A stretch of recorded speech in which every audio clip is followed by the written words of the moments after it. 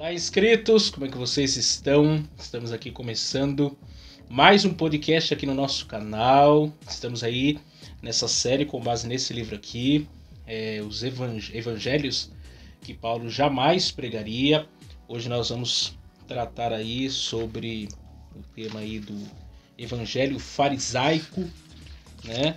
Que é o capítulo 7 do livro, né? É o tema do capítulo 7, que fala sobre coais o mosquito e engolis o camelo.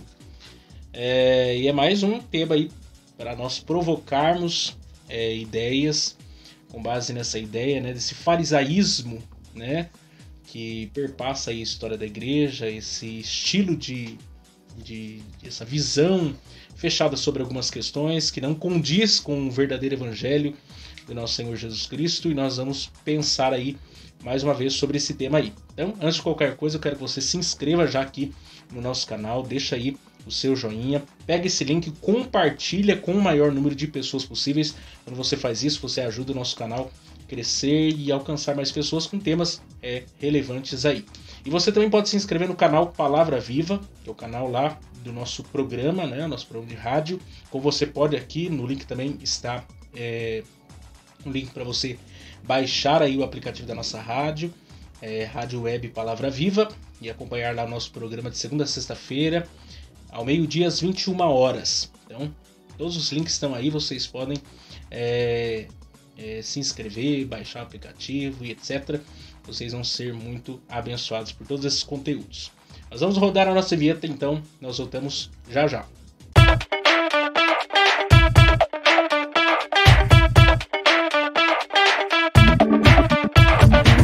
Estamos aí de volta e hoje aqui estamos recebendo, né? Sempre estou trazendo aí um convidado, alguém para nós conversarmos sobre os temas que nós temos aqui propostos aqui para pensarmos junto com vocês.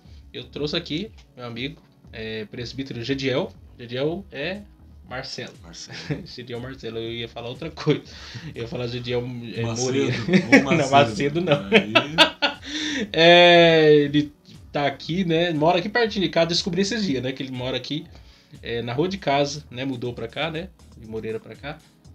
E eu quero que ele se apresente pra vocês aí. Talvez vocês já conheçam ele aí, do pessoal aí da Assembleia de Deus aqui da nossa região. Quero que ele se apresente aí pra vocês. Depois nós vamos conversar sobre esse tema aí.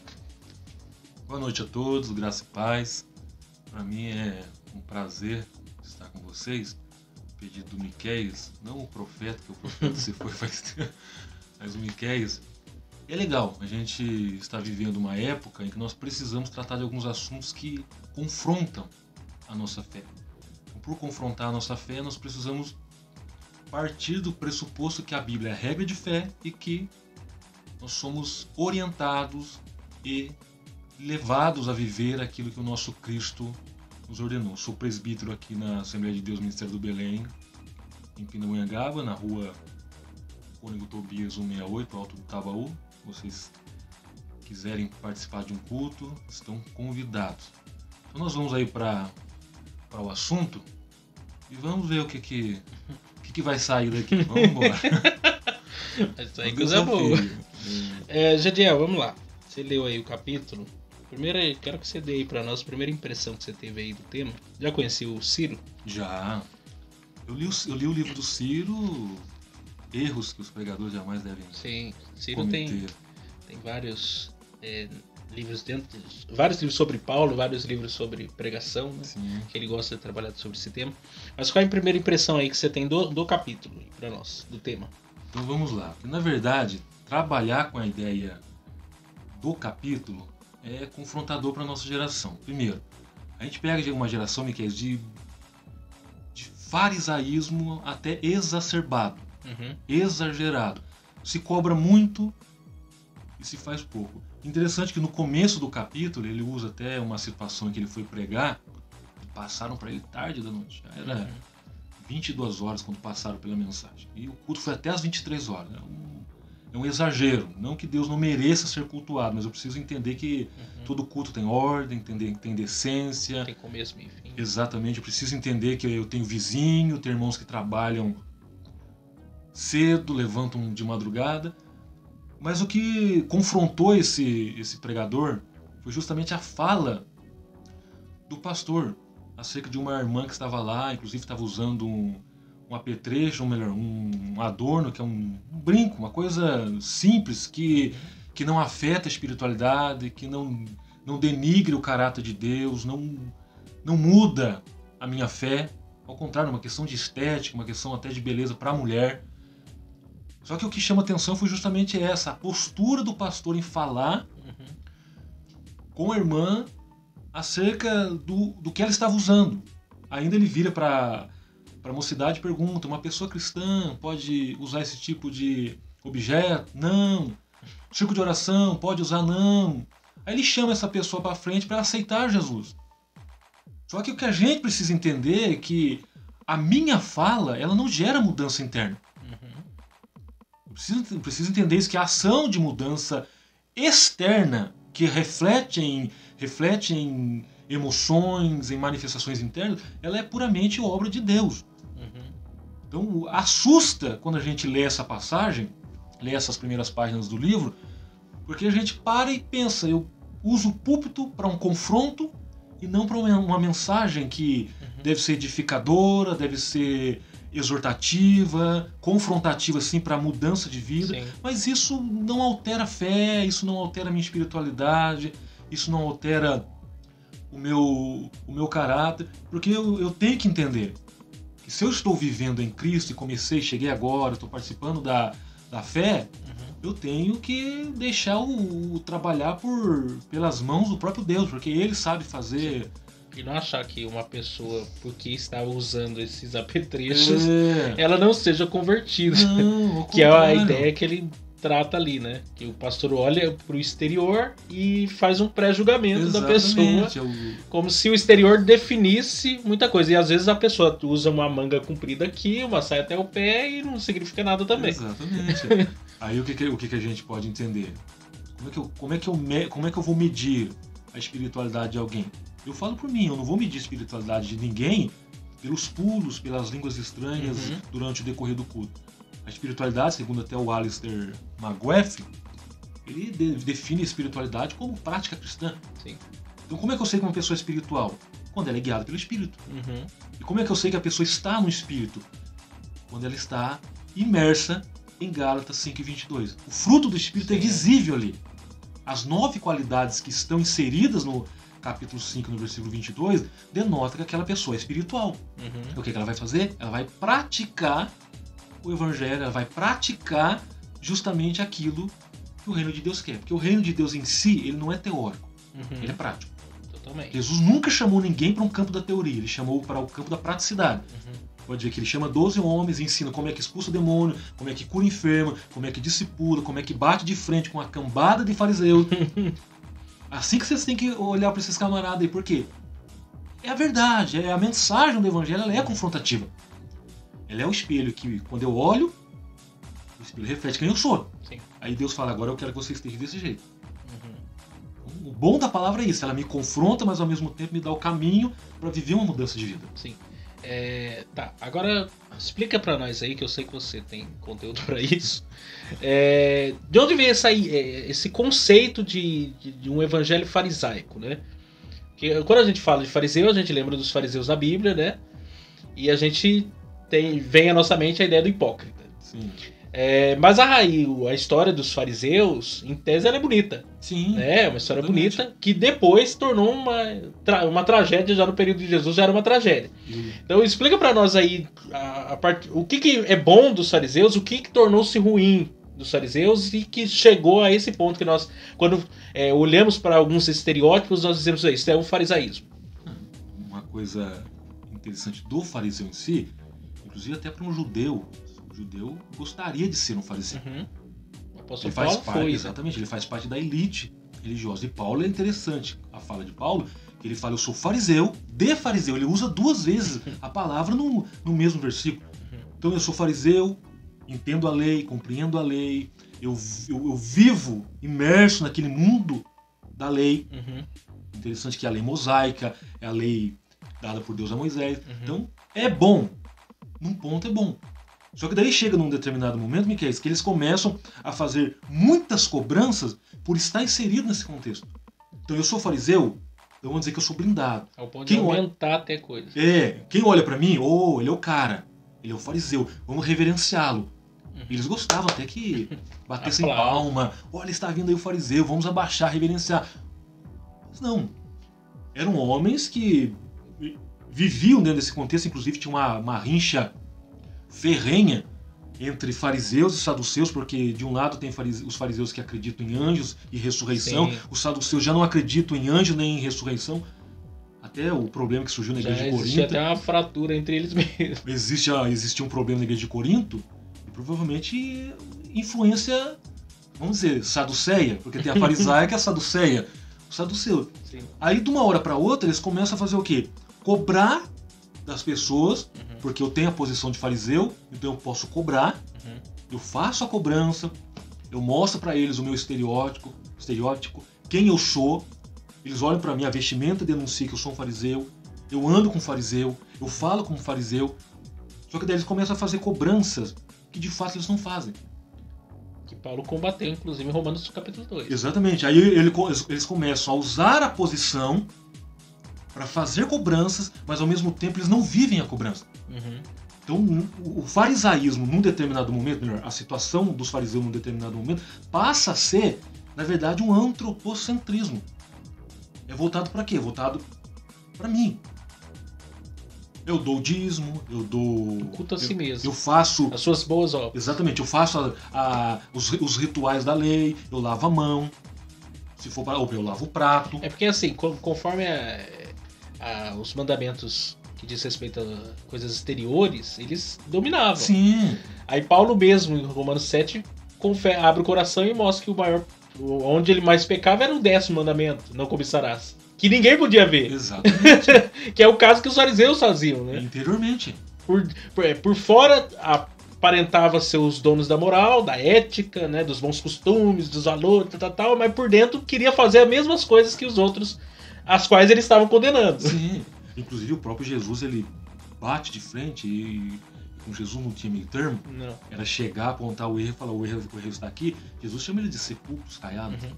E um sepulcro caiado na época era uma coisa bonita.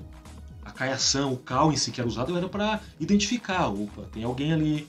Provavelmente um corpo recente foi colocado. Então é bonito. Olha, um sepulcro caiado. Só que, olhando exteriormente, é bonito. A lápide, quem sabe lá uma homenagem toda em hebraico, se não tem, é só uma questão de exemplo. Aqui está o fulano de tal, da tribo tal. A família vai lá e se identifica pelo túmulo. Bonito. Sim. Só que daí se a gente for olhar, a parte externa, ela é atraente. Porque é visível, mas como é que está a parte interna? Aí Jesus fala, vocês são sepulcros caiados. Vocês expressam uma beleza, de fato eles andavam até atraentes. Uma falsa misericórdia também. Uma falsa justiça, uma falsa piedade. Caiado, bonito exteriormente, atraente, porém interiormente podre. E onde é que eu não encontro piedade no contexto farisaico? João capítulo 8. Eu pego a mulher no ato de adultério, ela não adulterou sozinha. Só a mulher. Exatamente. Cadê o marido? Cadê o cara? Ela não adulterou sozinha. Exatamente. Ela não entrou num quarto, sei lá, num cômodo qualquer de uma vila lá de Jerusalém e se deitou e pronto. Eu me adultero. Eu tô adulterando comigo mesmo. A lei era aplicada sobre os dois. Se ambos fossem pegos, seriam condenados. Aí pegam a mulher, levam a mulher até Jesus e aplicam, melhor, apontam para a lei. Segundo a lei de Moisés, a tal tem que ser apedrejado. Jesus fala, tudo bem, a lei é correta. Vocês estão apontando para a lei. A lei, de fato, é correta. Vocês são fariseus, vocês conhecem a lei. Não adulterarás. Só que tem um porém. Jesus poderia perguntar, não perguntou. E aí? Onde é que está o homem? Eu tenho que aplicar a lei de forma correta. A lei ela é aplicativa de forma correta. A mulher não adulterou sozinha. Eu preciso do homem. Onde é que está o homem? Eu não sei. Só pegamos a mulher. Como Jesus tem a capacidade de entender a intenção do coração, tudo bem, vamos lá.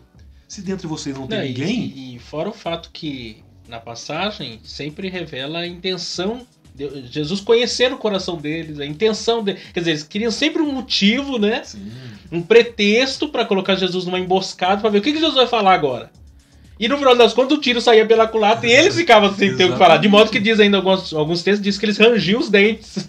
Ficavam irados, porque não conseguia reagir. Não só esse episódio, né? Episódio de curas também, realizadas no sábado. E eles valorizavam mais, parece que, os seus animais do que os seres humanos, as pessoas. A pecadora que ungiu os pés de Jesus, e a fala é qual? Se ele soubesse quem era essa mulher, queriam dizer, então o senhor não conhece. Uhum. Eu não tenho contato com esse tipo de gente. A ideia é essa. Eu mostro uma piedade, mas eu não sento com pecadores. Uhum. Eu sento com gente que é da minha elite, eu sento com gente que é do meu traje, que fala a minha língua. Mas aí a gente vê Jesus quebrando esse paradigma. Vocês não querem. Inclusive, uma fala de Jesus para eles foi a questão. Quem é que precisa de médico? São sãos ou são os doentes? Então eu vim justamente para tratar dos doentes. Sim. A prostituta que está lá, ela é doente espiritual. O drogado que está lá, ele é doente espiritual. Uhum. Então a ação de Jesus é na direção da doença espiritual. Sim. Mas eles não. Então, por ser fariseu, eu não me contamino. Eu tenho que pegar o limpinho, daí o limpinho é o sal. E o evangelho é o inverso, é o sujo que precisa de salvação. O perdido é que é achado. Eu acho essa questão do fariseu ela é muito abrangente. Deus pegou o pior dos fariseus e transformou ele no maior pregador do evangelho. Exatamente. Pegou todo aquele zelo que ele tinha com a lei de Moisés e todas as regras que eles mesmos inventaram ao decorrer disso, para transformar o apóstolo queria, né, evangelizar o mundo naquela época. Né? O mundo inteiro ia conhecer. As cartas dele estão até hoje na nossa Bíblia para nós acessarmos. Para ver o que Deus faz da vida de uma pessoa, né? O que o evangelho faz, né? O cara pode ser o pior fariseu, mas não, o evangelho quebra ele. E a ideia é do poder transformador. Exatamente. Então Jesus pega o fariseu, pega o saduceu, pega qualquer camarada que é imerso na sua lei, no seu mundo religioso, e mostra para ele, camarada, você está equivocado. A ideia de Paulo. Uhum. Você é zeloso pela lei, você faz o que faz porque na sua ótica isso é correto, mas para mim não. Eu vou mostrar para você o inverso. Uhum. Vamos na contramão do que você pensa, na contramão do que você ouve, do que você está acostumado a viver. E a ideia do farisaísmo em si é falar de Deus. Eles falam de Deus. Uhum. Eles mencionam Deus, eles citam o nome de Deus, eles abrem a boca para falar de Deus. Mas a realidade não é apenas o balbuciar o nome. É o conteúdo. O que um dos profetas maiores, inclusive se eu não tiver enganado, Isaías, esse povo louva-me apenas com a boca. Uhum. Porque o coração, vamos dizer que a sede das minhas emoções, que deveria estar ligado com Deus, está longe. Então eu cito o nome de Deus, o Deus Santo, Deus Yahvé, Adonai. Eu tenho conhecimento dos termos ligados a Deus dentro da Torá, da Tanakh, que é todo o contexto do Antigo Testamento. Só que o meu coração em si é voltado para mim. Então eles vivem mais o antropocentrismo do que o teocentrismo. Que a ideia do teocentrismo é Deus no centro. Sim. Então é a fala de João Batista. Eu estou me diminuindo para que ele cresça. Então eu centralizo a minha vida nele para viver o que ele quer. Por isso que eles viviam o tempo todo tentando achar em Jesus uma lacuna para condená-lo. Agora vamos lá. Quem são os fariseus desse tempo? Agora nós entendemos o que é o fariseu, o farisaísmo, o conceito está na nossa mente. Agora vamos para o nosso contexto. Como que identificamos nesse tempo, na nossa geração, os fariseus? Né? Que pelo menos a ideia, né, de um fariseu desses dias. Porque nós tivemos um dilema em relação à tese nossa que é falar do evangelho mesmo. Nós temos uma dificuldade hoje. Né? Uma por causa desses muitos evangelhos, cada um puxando para um lado e tal. E às vezes falta o simples, que é o evangelho mesmo de Jesus Cristo. Sim. Por exemplo, você mesmo comentou outro dia nós conversando, você quer saber se um pregador ele é um pregador fiel, preste atenção quantas vezes ele falou de Jesus na sua mensagem. Se ele falou da cruz, se ele falou da obra de Cristo, isso é a essência do evangelho. Se você pregou 40, 50 minutos, não falou de Jesus, não falou do evangelho, não falou da salvação, você não pregou o evangelho. Se eu não apontei para o centro que é Cristo... Você não apontou pro coração daquilo que é a salvação. Você pode pregar sobre dinheiro, você pode pregar sobre casamento, você pode pregar sobre tudo, mas se não falou de Jesus, você, qualquer outra pessoa poderia dar uma palestra. O pregador do evangelho, ele pode pregar do casamento, mas ele vai terminar com Cristo no final. Sim. Ele vai falar de dinheiro, Cristo no final. Sempre ele vai ter que achar Cristo. O norte da pregação é chegar em Jesus. Se não chegou em Jesus, você se perdeu no metade do caminho. Porque evangelho sem Cristo Todas as coisas, se não tiver Cristo no meio, não funciona. E aí a gente vê essa dificuldade hoje. Porque a ideia, é o que a gente tá falando aqui, o farisaísmo, em tese, a base dele são pessoas zelosas, né? Que às vezes quer preservar certos costumes ou certos valores porque considera isso como correto ou considera isso como o evangelho verdadeiro. Entendeu? Sim. Não sei. Considera que dentro daquela cerquinha ali aquilo é o correto. Só que se perde nisso. Porque a essência, que é o evangelho de Jesus Cristo, não existe. Então, como que a gente identifica um fariseu desses dias? Até pela questão, você vê que se eu não centralizo a minha pregação em Cristo, eu centralizo em qualquer outro ponto. Uhum. Aí você vê méritos humanos. Vamos dizer que eu vou barganhar com Deus. A ideia aqui então é a questão de uma barganha. Uhum. Quanto mais eu me pego fazendo os meus rituais, significa que eu estou mais íntimo de Deus. Uhum. Eu guardo o sábado, eu lavo as mãos, eu lavo o copo, eu lavo o prato, eu jejuo, eu faço isso, faço aquilo. Então, eu estou inserido nesse contexto, isso para mim é certo, eu defendo isso, e quando alguém está do meu lado e eu vejo que ele não faz o que eu faço, porque na minha ótica é correto, para mim, vamos ser sinceros, vamos ser francos, ele não presta. Uhum.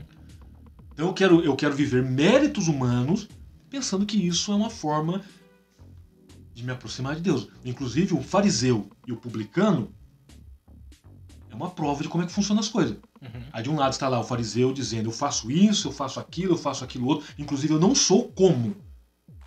Eu não sou igual. Eu não me comparo a você. E o publicano faz o quê? Bate no peito, uhum. nem olha para cima, olha para baixo e diz, Senhor, tem misericórdia de mim porque eu sou pecador. Então a ideia do evangelho é reconhecimento de quem eu sou uhum. e de quem Deus é. E o problema do farisaísmo, que é uma praga, o ato de se cobrar e não se viver acaba sendo uhum. uma praga, que o próprio Jesus falou, vocês fazem prosélitos se tornarem piores do que você. Uhum. Então a ideia de um fariseu é mais a ideia de colonização do que de evangelização. Sim. Como é que eu vou entender a evangelização? Por exemplo, eu vou daqui para a África, lá no meio da savana africana, uhum. encontro uma aldeia lá com umas 200 pessoas, começa a pregar o evangelho, o Espírito Santo abre a mente, eles entendem a graça, o Espírito Santo começa a trabalhar, poligamia deixa de ser poligamia, vira monogamia, eles entendem que é um casamento com uma única mulher, sacrifícios humanos são interrompidos, são cortados, são neutralizados, eles entendem a graça. Mas só que eu não vou chegar lá para eles e implantar todo o meu costume. Para um bando de gentes que estão acostumados num calor exaustivo, andar com poucas roupas, aí eu chego lá dizendo, olha, a partir de agora, o meu evangelho é o seguinte, como eu vim de lá para cá, eu preciso que vocês usem uma gravata, uma camisa social, um terno, um sapato. Ele vai dizer, não. Então eu fui com a intenção de colonizar, uhum. levar todo o meu costume, todo o meu ritual e não evangelizar. Uhum. Então você pega dentro do contexto de igreja, até ele faz a citação de pessoas que não dizimavam, que não ofertavam, eram proibidas de participar da ceia. Pessoas que cortavam o cabelo uhum. eram punidas. Então eu começo a impor julgos. Aí eu estou saindo do mundo, de um contexto de julgo, de peso, de fardo. A ideia lá do peregrino de John Bunyan. Uhum. Eu carrego aquele fardo pesado, entro no contexto religioso, porque não deixa de ser uma religião, a gente nasce religioso uhum. e morre religioso. Eu entro no contexto de religião, aí eu sou inserido naquela comunidade cristã, e a partir do momento que eu estou inserido nela, já é me dado um novo pacote de jugo. O não come, não beba, não faça isso, não faça aquilo. Adeus a praia, adeus a piscina, adeus o shopping, adeus a pizzaria. Pronto, eu vou viver naquela redoma de rituais, porque na minha ótica, o que eles estão pedindo pra mim é correto. Olha, meu irmão, a partir de hoje o irmão não pode mais jogar um futebol. Coitado, comprei uma bola pênalti de R$100, vou ter que furar a bola. Comprei um skate, vou ter que quebrar o skate. Videogame, né? A bicicleta que eu gostaria de pedalar pra perder um pouco da pochete. Vou ter que vender a bicicleta porque a partir de agora eu sou cristão. Não. E porque tem pessoas que pensam assim, o Hernandes que comenta isso numa das mensagens dele, né? Ele fala que ele ouviu isso na infância dele. Pensou, não, o propósito de Deus é te fazer santo, não te fazer feliz. Que é contraditório, quer dizer, é como se Deus fosse alguém que quisesse sabotar a gente o tempo inteiro, né? Tudo que a gente começa a demonizar coisas que não faz sentido nenhum. Começa a fazer proibições que nunca que nos foi pedido para proibir. Inclusive tem um livro do Ricardo Gondim, é proibido. O que a Bíblia permite e a igreja proíbe. Aí eu preciso entender qual que é a minha regra de fé. É a palavra de Deus. Deus deixou a palavra dele escrita para que eu entendesse o que ele quer. Então, se Deus falou na palavra, é sinal que eu posso fazer. Sim. E sem esse peso, porque tem muitas pessoas aprisionadas com coisas que desde a infância ensinaram assim e a pessoa carrega esse fardo até hoje. E quando você explica corretamente algo para ela não consegue aceitar. Ela pode, exatamente. Você está errado. Nós estamos errados. Você pode, ela pode, às vezes ela até entende, mas ela se sente, aí entra naquele texto de Paulo, né? A pessoa não tem nem fé suficiente para fazer aquilo que biblicamente não é condenável, a questão de comer carne. Sim, até ele fala, se você come carne e se você come carne e o teu irmão se sente constrangido por te ver comendo carne, tu não come na frente dele, come depois. Se a picanha constrange, come no seu quarto. E se a pessoa fizer sem ter certeza se aquilo é certo ou errado, tudo que é feito sem fé é pecado. Quer dizer, a pessoa, eu sei que não vai ter nenhum problema, mas a pessoa acha que é um problema. Aí ela fala, não, vou fazer porque todo mundo tá fazendo. Mas ela não tem certeza de convicção. Tá pecando. Exatamente. Então é preocupante porque a gente vem de um contexto, não estou aqui denegrindo a imagem da Assembleia de Deus, eu gosto da minha denominação, sou assembleano, corre nas veias aqui o sangue do belemismo.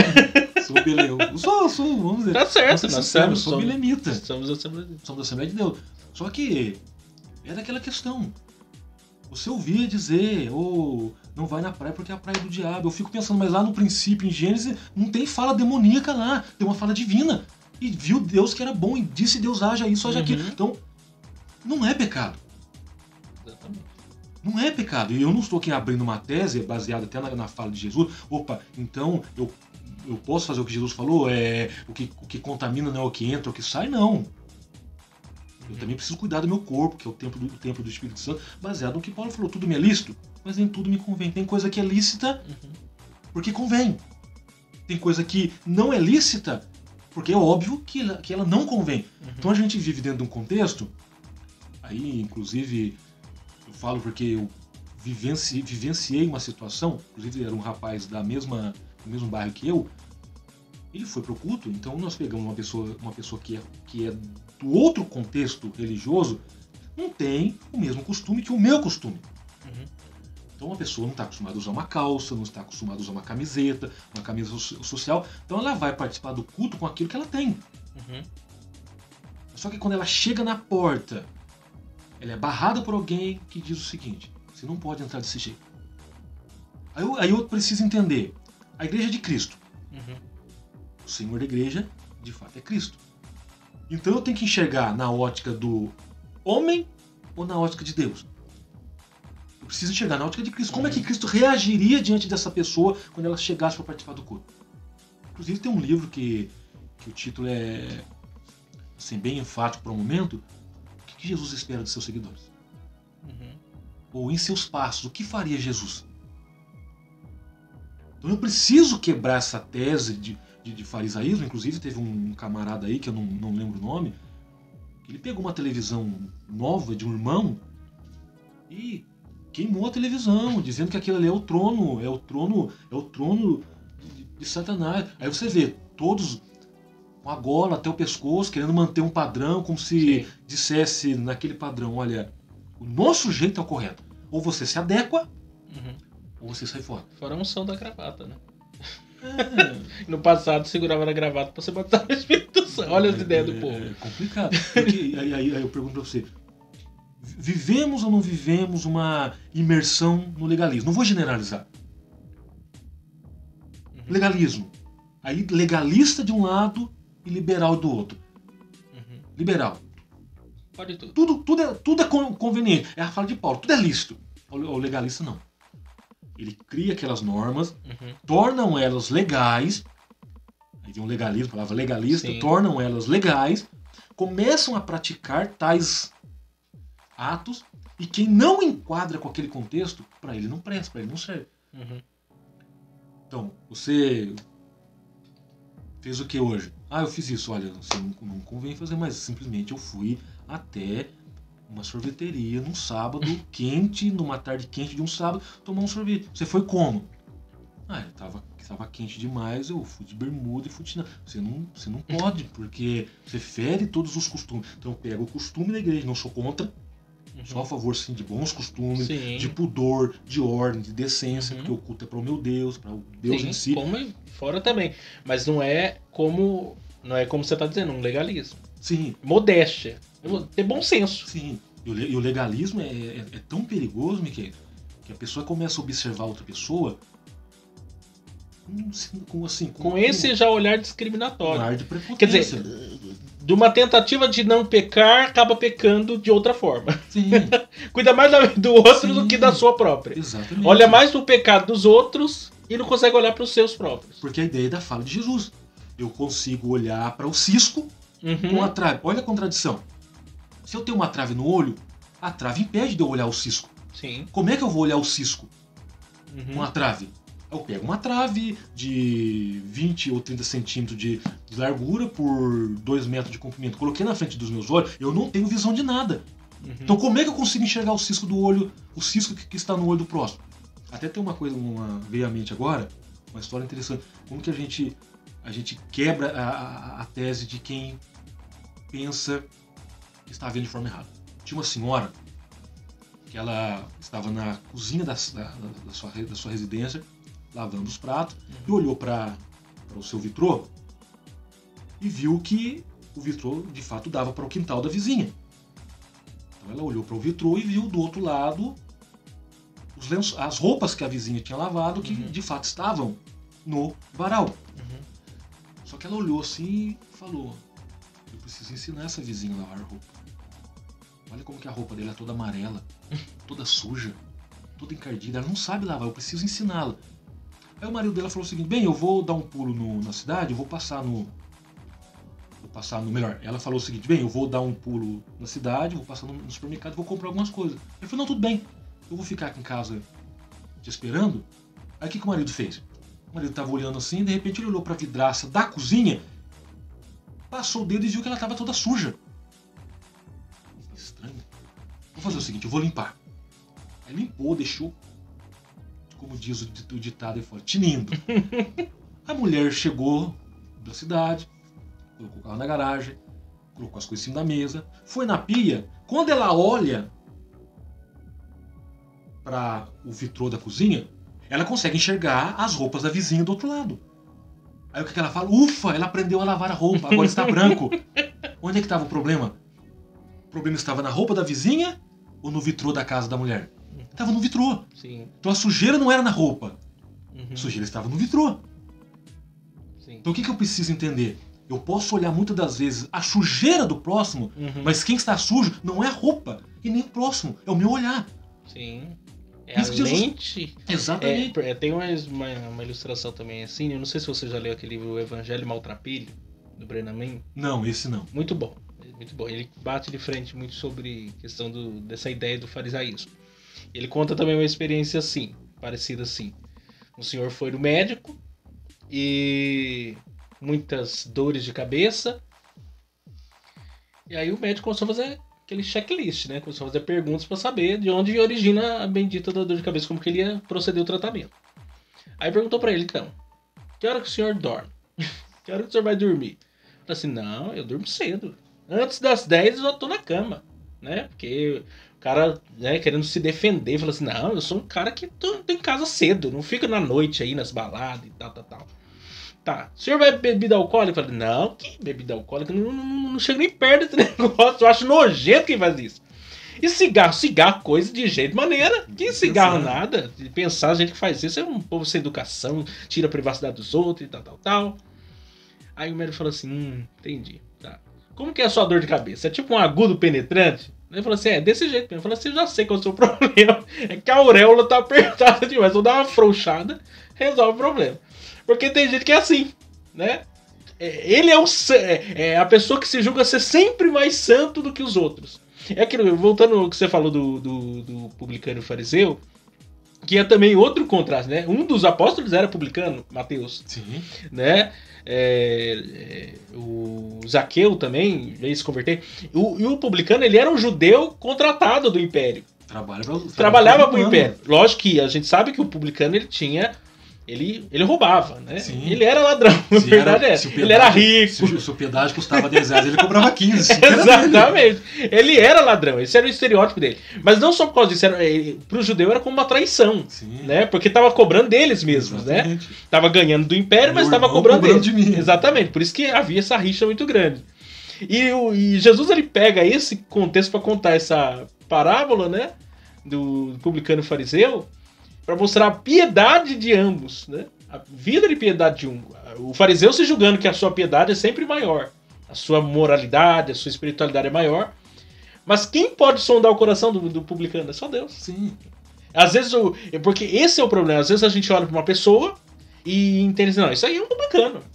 Deus nem ouve esse cara. Sim, não presta. Esse cara já não presta. Como que Deus vai atender um cara desse? Ele tá orando pra quê? Tá perdendo tempo dele. E na verdade não é assim. Quem que pode definir a espiritualidade de alguém não é o homem, né? Essa mania do homem querer ser Deus, querer dizer quem vai pro céu, quem vai pro inferno, quem é santo, quem não é santo, quem é arrependido, quem não é arrependido. Quem que faz isso? É só Deus. E a questão é dar-se a entender que a pessoa coloca um juízo de valor. Eu crio as minhas normas para poder julgar. Você vê, 1 Samuel 16. Deus fala pro Samuel, vá à casa de Jessé. Pronto, recebi uma ordem. Chego na casa de Jessé, o que eu tenho que fazer? Você vai ungir alguém como rei. Simples a fala de Deus. Simples a fala de quem está dando a ordem.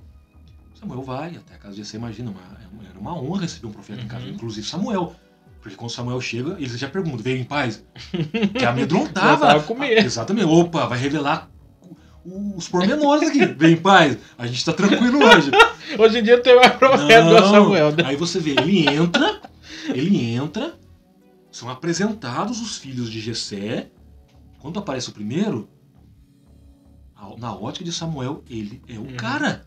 Por quê? Vamos ser sinceros. Ele é atraente, tem perfil. Ele é bonito, ele tem porte de rei, ele tem altura de rei, ele tem um jeito de se expressar como rei. É esse. Porque o rei precisa ser clássico, ou erudito, o rei precisa saber se expressar, precisa ter um porte físico atraente. Porque eram homens de guerra. Sim, as mulheres, principalmente para ter mulheres, vamos dizer, montar o harém. Ninguém vai querer montar um harém no desprovido de beleza. Aí o que Deus fala para Samuel? Samuel, vem cá. Você está olhando muito para a parte externa. Enquanto você está querendo ver esse daí que é atraente aos seus olhos, o meu está lá no campo que na sua ótica não serve. Isso que Samuel era homem de Deus. E aí? Então... Até os homens de Deus podem falhar. Podem cometer equívoco. Só que daí o próprio Eli lá, achando que Ana estava embriagada. Você vê, mas só que o legal disso é que ele entende a ótica de Deus. Falou, opa, calma aí, é verdade. Deus sempre tem razão. Sim. Aí eu vou contestar Samuel, poderia falar, não, eu sou profeta aqui, o senhor é Deus aí. Quem está aqui embaixo sou eu que vou ungir. Deus fala, tudo bem. Deus da terra, o profeta da terra. Deus do céu, o profeta da terra. Se responsabiliza pelos seus atos. Mas não, Samuel falou, exatamente. É como se ele colocasse a mão no ouvido, opa, tudo bem, acabaram seus mancebos? Não. Tem o menor. Então o menor é o desprezível, é o franzino. Que nem o pai quis trazer pra mesa. Que não serve. E cuidando de ovelha, que não era a coisa mais interessante. Que não serve. Por quê? Se eu tenho servos, eu não vou colocar meu filho pra pastorear ovelha. Vou mandar um servo. O filho vai ficar comigo na mesa. Principalmente na presença de um profeta. O que Samuel fala? Manda chamar. Então quebra essa ideia de ficar apenas olhando a parte externa. Porque é a mesma ideia da compra. Você vai numa, por exemplo, você vai no supermercado, você vai passando pelas gôndolas. Aí tem lá. Aí vamos fazer propaganda, apesar que a gente não ganha nada com isso. Opa, Todd, todo mundo conhece. Patrocina nós aí, Todd. A velha tampa amarela. Quem não? Eu gosto. Sim. Opa, o Nescau. A velha tampa vermelha. Aí tem lá, vamos dizer, uma marca qualquer aí. Você vai olhar e fala assim, ó, com certeza não serve. Só que daí você fala, vamos fazer o seguinte, vou deixar o Todd hoje aqui e vou levar essa marca. Aí você chega em casa e fala, será que eu comprei uma coisa boa? Aí você tira o lacre, pega lá 2 ou 3 colheres, coloca no leite, mexe, toma, opa, bom. Então quebrou o meu preconceito que eu tinha referente àquela marca. Aí eu pergunto pra você, a igreja muitas das vezes perde ou não perde? Sim. Legalismo demais. É porque afasta e... Esse julgamento... E Deus, ele... Por isso que Deus, ele sonda, né? Sim. Porque, por exemplo, Deus pega um Davi que era desprezado. Pelo próprio pai, no caso. Né? Porque o pai... Imagina, um chefe de estado tá na sua casa e ele esquece... Como que ele esquece um dos filhos? Era uma coisa ilógica, né? Outra questão, filhos homens, que era pra eles orgulho, motivo de orgulho, exatamente. Né? Tinha vários filhos homens. Aí Deus escolhe Davi. Você tem outros episódios. Elias, quem é Elias? Elias o Tisbita. O Tisbita é a localização. Não é nome de... Cadê a descendência? Não é nome de família. Não é Elias, o cara... filho de Tisbe. O pai dele é Tisbe. Ele é de Tisbe. Tisbe é o lugar que ele morava. Aí você pega um Isaías. Isaías era provavelmente primo do rei Uzias. Vivia na monarquia. O cara tava no palácio. Sim. Ou Daniel também era importante, né? Veio daquela leva dos caras importantes. Não, manda chamar os caras inteligentes aí de Israel. Pra recrutar aqui. Quer dizer, Deus, ele escolhe pessoas que têm o coração pra ele. Seja lá em cima ou lá embaixo, na perspectiva humana, né? Da classe alta ou da classe... Não, Deus não tá preocupado com isso. Ele tá preocupado com a sinceridade do coração da pessoa. Até o Nicodemos. Nicodemos era um fariseu. Sim. E ele queria saber de Jesus. E eu quero saber desse negócio aí. Que ensinamentos são esses que você tem pra me dar? E foi procurar Jesus que horas? Não foi de manhã, porque não queria ser visto. Sim. Foi de madrugada, de noite, no meio das escuras. E aí, me ensina aí, me explica como é que funciona essa questão. Então você vê, é preocupante porque eu não estou querendo aqui abrir um leque para defender que a igreja ela vai ser liberal. Não a teologia liberal em si, mas a liberalidade no tocante pode tudo. Porque daí vai ficar vai perder a identidade. Não, isso é contra a própria palavra de Deus. Sim. E a Bíblia, inclusive, tem uma fala não vou lembrar exatamente em qual dos textos, mas é no Novo Testamento, de que devemos manter as boas tradições. Tem tradições que são ótimas. Inclusive tem tradições em famílias que são tradições centenárias. Sim. Olha, é uma tradição na nossa família. Todo final de ano se reúnem todos, pelo menos pra gente tirar uma foto. Nós temos fotos aqui de 1812. Então é uma tradição. E aquilo é bom. Porque daí um abraça. Olha, eu sou seu primo de 4º grau. Olha, aquele ali que acabou de nascer, seu primo de 3º grau. Olha, deixa eu ver. Então são tradições boas. Mas o problema é que quando eu troco a graça, a salvação, pela graça, a ação de Cristo, pelos méritos. Então, manter-se um padrão, se você manter esse padrão de vestimentas, você galgará. Mas aí que tá, isso que eu fico encucado, que é o ponto aqui. Porque, se você pega um pregador, ele fala 40, 50 minutos sobre um evangelho farisaico, a teologia das obras, dos méritos. Olha, não faz isso, não faz aquilo, não pode aquilo outro. O povo vai à loucura. Sim. Tem congregações que o povo explode. Agora, se vem alguém que prega 40, 50 minutos falando da graça, Falando do evangelho, falando da liberdade, nenhuma condenação há. Tá mostrando o que é a graça de Deus, aonde abundou o pecado, superabundou a graça. Essa graça transformadora e tal. O povo fica meio cri, que o grilo canta na igreja. E... Não é válido.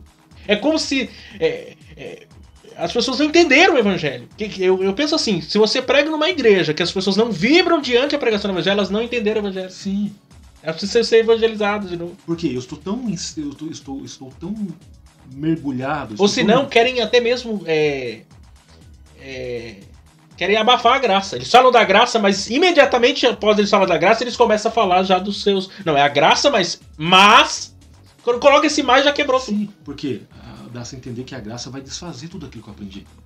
Então quando alguém fala, olha, não pode jogar um futebol, não pode ir pra praia, então quem não vai, viu? Olha, eu não vou. Mas eu fiquei sabendo que todo final de semana você vai. Já imediatamente o dedo acusador, aquele senso de superioridade, já aguça. Miquel, eu falei pra você, olha, toda vez eu falo, não vai. Só que dentro, eu tenho uma vontade imensa de estar na praia. Eu falo tanto na praia que os meus tios, irmãos da minha mãe, eles são de Ilhabela. Eu fui na praia pela primeira vez com 6 anos de vida. Com 6 anos, tem foto lá em casa. Se alguém falar pra mim eu fui mais tarde do que se alguém falar assim pra mim, é pecado ir na praia, eu falo assim, se é pecado, não sei, que é bom, é. Então é um pecado bom. Porque foi meu Deus que fez, vou usufruir. Aí você vê, a pessoa que tá do seu lado, pelo fato dela não ir, ela automaticamente ela libera uma sensação de prazer. Eu sou melhor do que você. Pelo menos alguma coisa eu sou melhor que você. Mas só que o evangelho não é pra gente ficar se comparando a questão de eu sou melhor do que o A, eu sou melhor do que o B. Primeiro que o evangelho nivela todo mundo. Sim. Tem grego, nem judeu, nem Romanos 3:23, porque todos pecaram, destituídos estão da glória de Deus. Todos são nivelados. Não tem ideia de patente. Todos estão nivelados. Todos são servos, todos são mordomos, todos dependem da graça, todos dependem do mesmo Cristo. Do mesmo sangue vertido. Exatamente, são guiados pelo mesmo Espírito, estão debaixo do olhar do mesmo Pai. Só que não.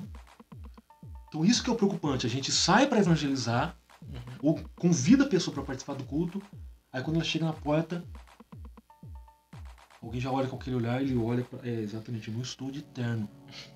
Eu não estou de social, eu estou de tênis. É melhor eu ir para casa. Aí o que ele pensa? Hoje é domingo. Eu trabalho de segunda a sábado. Então depois do trabalho eu vou passar na loja, vou comprar um terno.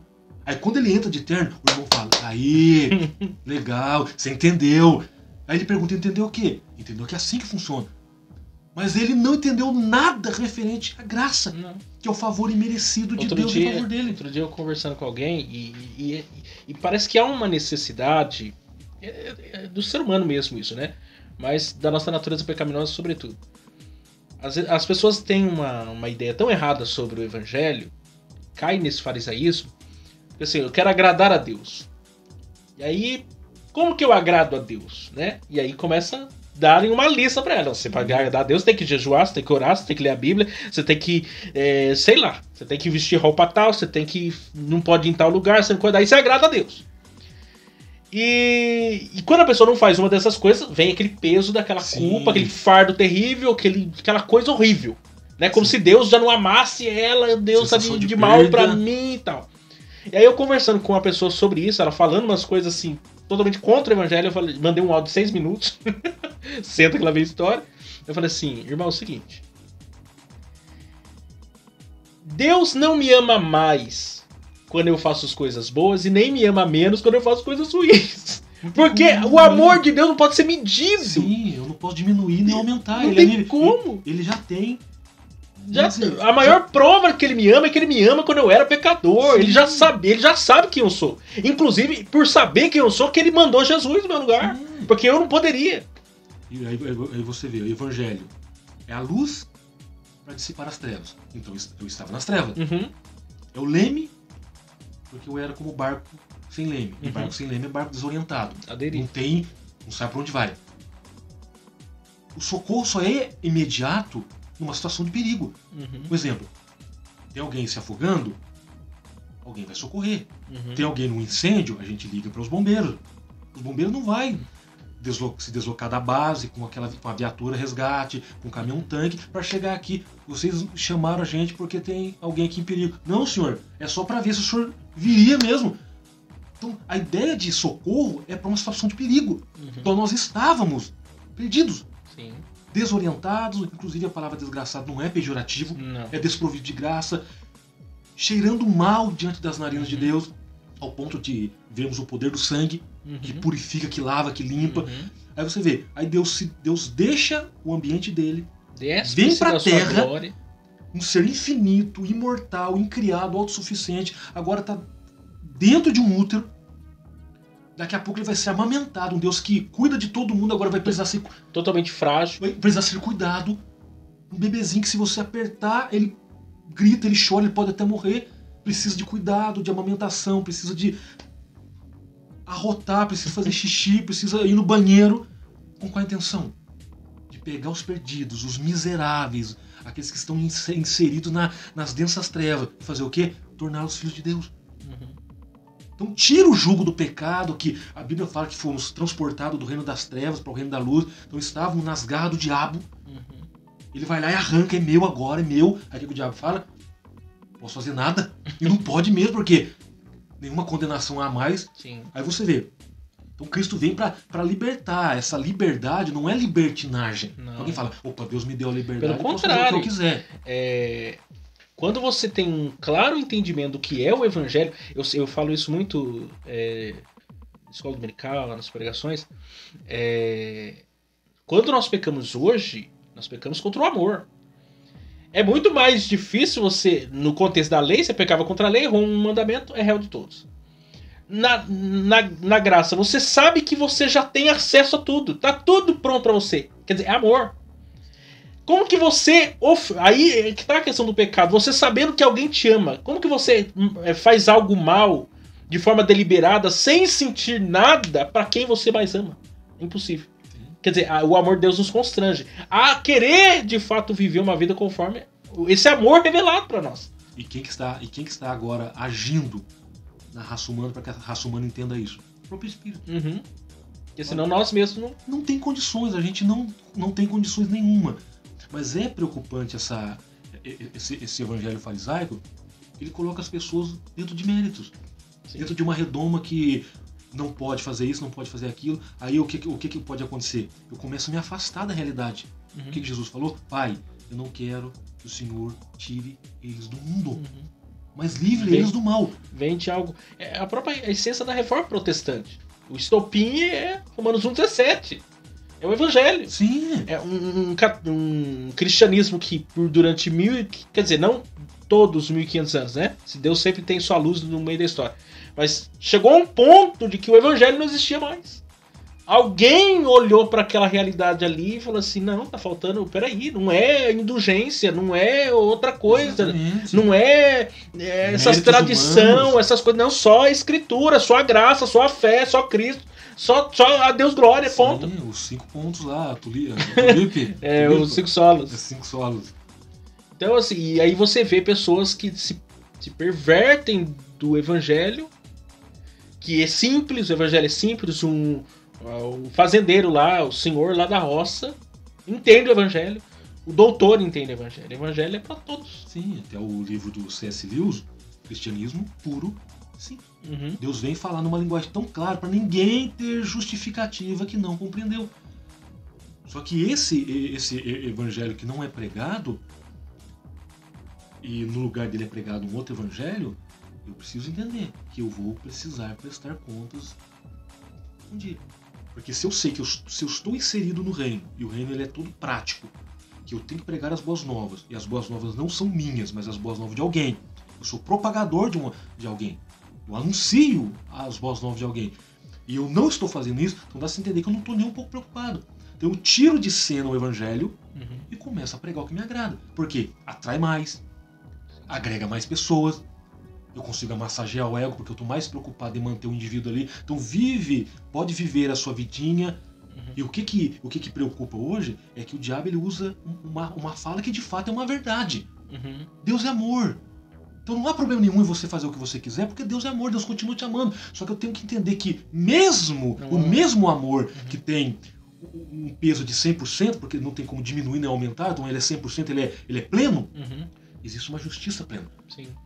Então é mais O fácil. amor não anula a justiça. Exatamente. Então é mais fácil eu pregar um evangelho que atrai, porque eu quero quantidade, do que um evangelho que me confronta. Porque a realidade não é isso. O ser humano em si, ele não gosta de ser confrontado. Olha a fala de Jesus. Multiplicação dos pães.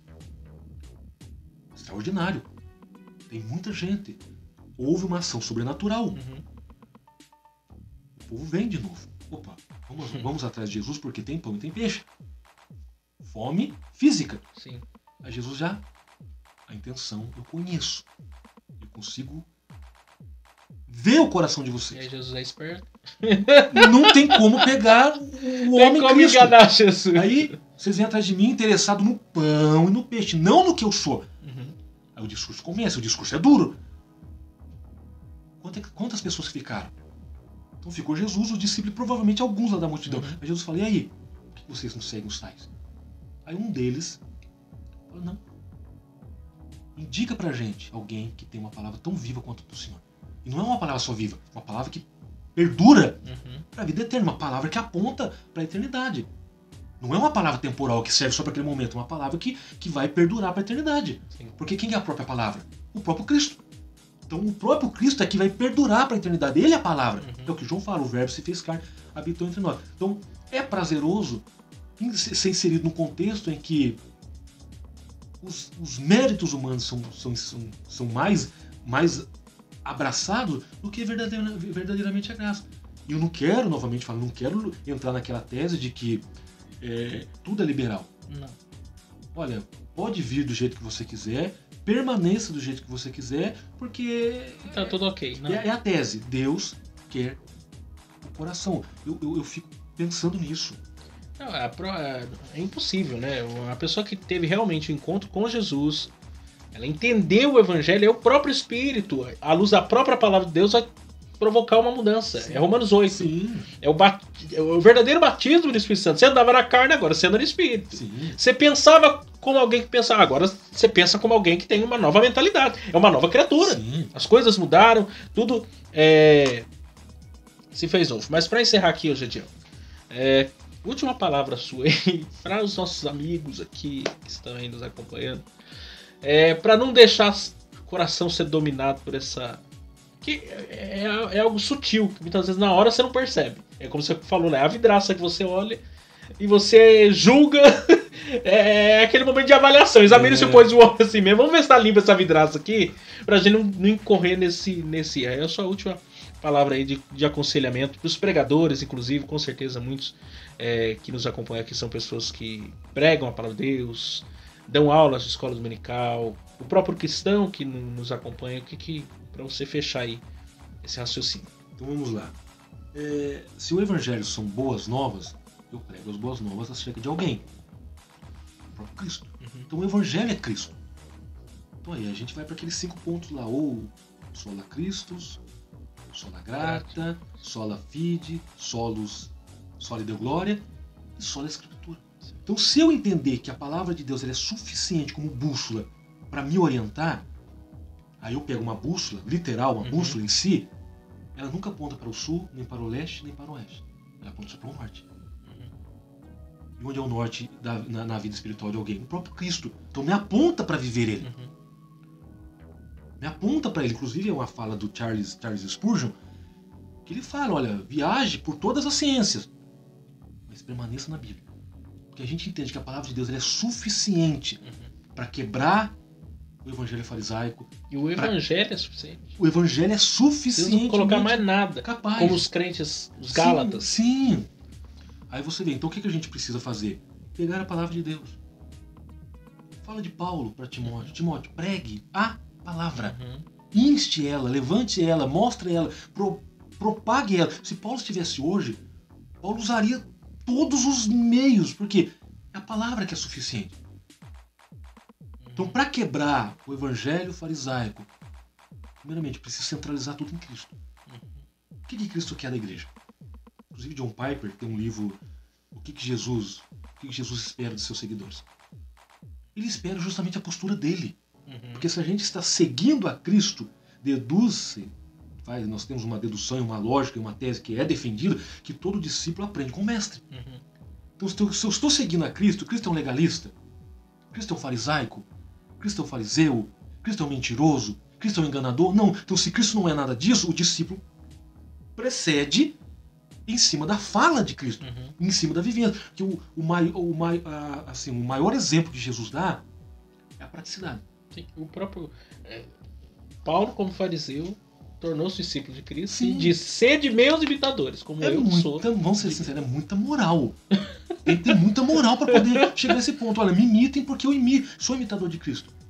A ideia de imitar. E isso dá para ver que ele deixou de ser esse fariseu para se tornar de fato um seguidor de Jesus. E o que ele fala quando ele escreve a primeira carta à igreja de Corinto? Os espirituais tendem a entender as coisas do Espírito. Então vamos dizer que o evangelho farisaico é mais um evangelho material, não espiritual. Porque o espiritual entende as coisas do Espírito. O carnal não. O carnal tende a entender as coisas da carne. Então você vê, vou pregar o evangelho, como é que eu prego? Centraliza em Cristo. Ah, mas eu tenho 20 minutos de argumento. Que sejam 20 minutos voltados para Cristo.